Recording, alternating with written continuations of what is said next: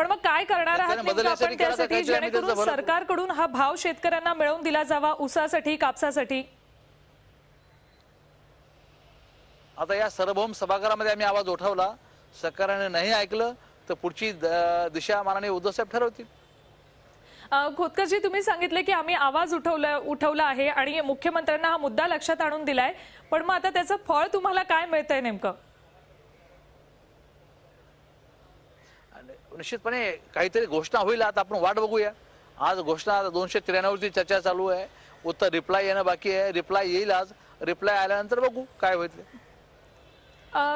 पण अर्जुनजी, तुम्ही मगाशी जसं म्हणालात की खरं तर काँग्रेसपेक्षा 200 रुपये तरी जास्त भाव मिळवून द्यावा, पण मग जे काँग्रेसच्या काळात झालं तेच आता होताना दिसतंय, शेतकऱ्यांकडे दुर्लक्ष होतोय.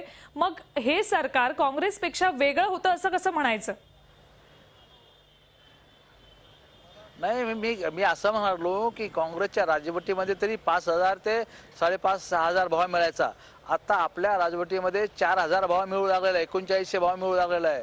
मग लोकांना मध्ये हे वाटायला काय फरक पडेल किंवा ते सरकार बरं होतं असं लोक म्हणण्याची पाळी आली ना. आम्ही खेड्या गावात जातो तर लोक आम्हाला विचारतात किंवा त्यांनी तरी कमीत कमी 5,000चा भाव दिला, तुम्ही तर 4,000 पर्यंत पूर्ण देत नाहीत.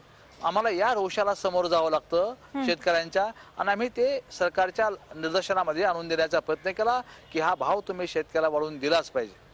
अर्जुनजी, तुम्ही म्हणताय की रिप्लायची वाट बघणार, मुख्यमंत्र्यांना आम्ही हा प्रश्न लक्षात आणून दिलेला आहे. जर या अधिवेशनात काही आश्वासन मिळालं नाही किंवा ठोस पावलं जर उचलली गेली नाही शेतकऱ्यांसाठी, तर तुम्ही नेमकं काय करणार? शिवसेनेची भूमिका काय असेल? आक्रमक होणार की सत्तेतून बाहेर पडणार? हे बघ, आमचे नेते निश्चितपणे काही असलं तरी शेतकऱ्याच्या बाजूने ठामपणे उभा आहे. सरकारमध्ये पहिल्या दिवशी गेल्यापासून माननीय उद्धव साहेबांची भूमिका ही जनतेच्या आणि शेतकऱ्यांच्या बाजूची आहे. त्यामुळे निश्चितपणे शेवटी तो अधिकार माझा नाही, तो अधिकार माननीय उद्धव साहेबांचा आहे आणि ते ठरवतील.